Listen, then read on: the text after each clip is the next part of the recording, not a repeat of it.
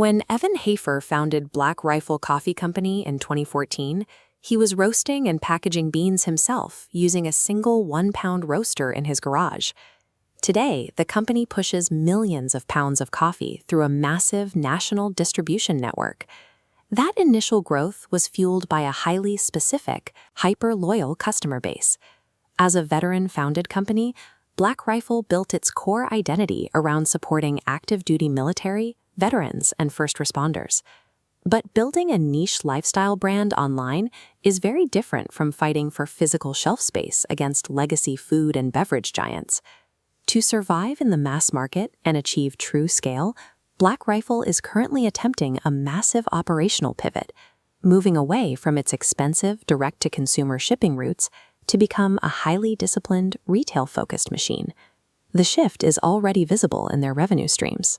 While their direct-to-consumer channel saw modest growth of 7% in a recent quarter, their wholesale revenue surged by 31.5% year-over-year. Growth is currently being driven by a deliberate land and expand strategy. Management is aggressively increasing the number of distinct products, or SKUs, placed on the shelves of their existing retail partners. At major accounts like Walmart, this strategy has taken hold. The average grocer has added nearly 2 more Black Rifle items over the past year, with leading accounts now carrying up to 14 distinct items per store.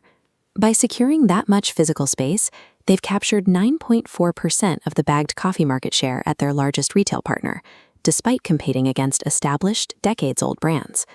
In the retail industry, this physical footprint is measured as all commodity volume, or ACV. Maximizing this metric determines whether Black Rifle can transition from a niche brand into a true mass-market heavyweight. This presentation graphic from the second quarter of 2026 shows a top-line net revenue of $107 million. But beneath that raw sales number, the company has implemented strict cost discipline. By focusing on operational efficiency, Adjusted EBITDA reached $6.3 million, a 164% spike compared to the prior year.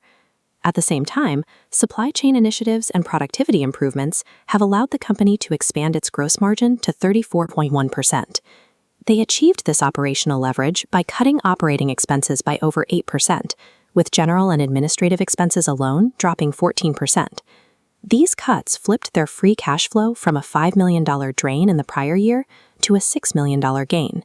For investors watching the balance sheet, these metrics indicate a business successfully outgrowing its cash-burning startup phase and maturing into a sustainably profitable enterprise. However, evaluating any consumer brand right now requires answering a critical question. Are revenue numbers rising because consumers are actually buying more products, or simply because inflation forced the company to raise its prices? First quarter data provides the answer. A full 94% of Black Rifle's quarterly growth was driven by product velocity and added retail doors. Only 6% of that growth came from price increases. This chart illustrates the result of that consumer demand. While the broader coffee category grew at just under 10%, Black Rifle Coffee's velocity expanded at 32.5%, outpacing the industry standard by more than 3 times in the second quarter. And this demand isn't isolated to a single product line. It spans their traditional bagged coffee, as well as a growing footprint in the highly competitive single-serve pod format. Selling physical units rapidly off the shelf, true retail velocity, demonstrates that the brand's identity is resonating with the broader mass market. This organic demand validates their scale more effectively than inflation-driven price hikes. Yet, achieving this scale has exposed the company to new, complex macro pressures and serious internal disruptions. This table from their recent SEC filing outlines the human and structural toll of their 2025 operational improvement plan. To streamline costs, the company relocated its corporate headquarters and eliminated 68 positions, generating substantial transition expenses. Scaling the supply chain has also caused friction. In May 2024, one of their co-manufacturers filed a lawsuit in Riley County, Kansas, alleging breach of contract. The company had to record accrued liabilities of $2.7 million related to the dispute.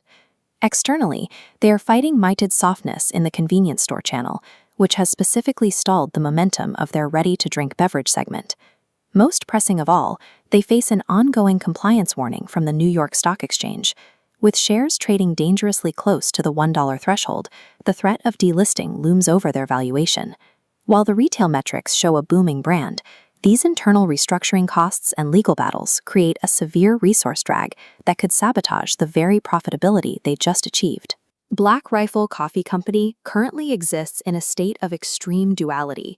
The bull case sees a hyper-loyal brand executing a highly effective wholesale expansion. They are radically outpacing the overall coffee category and expanding their EBITDA margins entirely through genuine, volume-driven consumer demand.